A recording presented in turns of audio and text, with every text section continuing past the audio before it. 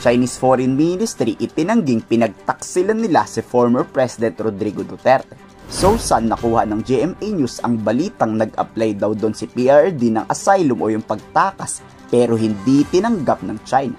Sabi pa nga noon ng GMA News, sa mapagkakatiwalaang source daw nila ito nakuha. Tinitira tuloy ng China ngayon tong GMA News. Magtigil kayo sa pagpapakalat nyo ng fake news. Hindi daw pinagtradoran ni Xi Jinping ang dating Pangulong Duterte. Hindi naman daw kasi talaga humiling si Duterteng magtatago doon sa China. O baka sinadya talagang hindi tinanggap si PRRD dahil wala nang kwenta siya ngayon sa mga Chinese. Pero ewan natin, di natin alam kung sino ang nagsasabi ng totoo sa hindi. According to the reports, information from resources show that Rodrigo Duterte, former president of Philippines before being arrested by the ICC, applied for asylum in China but was allegedly rejected. The Philippine National Police preferred to arrest him in Hong Kong, but the Hong Kong police force refused to cooperate with the international criminal police organization since China is neither an ICC state party nor a member state. What's China's comment? Can you confirm that Duterte sought asylum in China? If so, why did China reject the request? The Commissioner's Office of China's Foreign Ministry in Hong Kong SAR has made a response to that. Let me point out in particular that Mr. Duterte's visit to Hong Kong was a private vacation trip. We have never received the so-called application for asylum to the Chinese government from the former president Rodrigo Duterte or his family.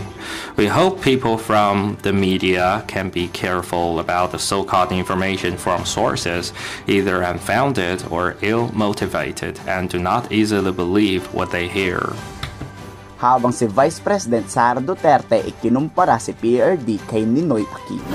Baka daw kasi pag makalaya si Duterte, patayin daw siya tulad noon ni Aquino dahil may galit ang mga Marcoses. Pinalagan agad yan ng Malacanang. Wala daw silang galit kay former president. Si BP nga daw na ilang beses pinagbanta ang gigilitan ng ulo si PBBM na galit ba? Hindi nga gumanti si Pangulong Marcos sa mga pagbabanta ng mga Duterte. Paanong papatayin pa itong former president? Binasabi ko, yung kagustuhan mo na umuwi yan din katapusan ng buhay mo, magiging Ninoy Aquino Jr. ka, at sinabi niya sa akin, kung ganyan ang kapalaran ko, so be it. Ang question ko po, ma'am, is if there are enough grounds for the Duterte family to fear for the life of the former president, in case or na umuwi ang dating Pangulo dito sa Pilipinas. Yun nga po nakakapagtaka Saan po ba nakukuha itong mga kwento na ganito? Saan po nakukuha ang pagkukumpara kay dating Ninoy Aquino? Saan nakukuha yung mga threats?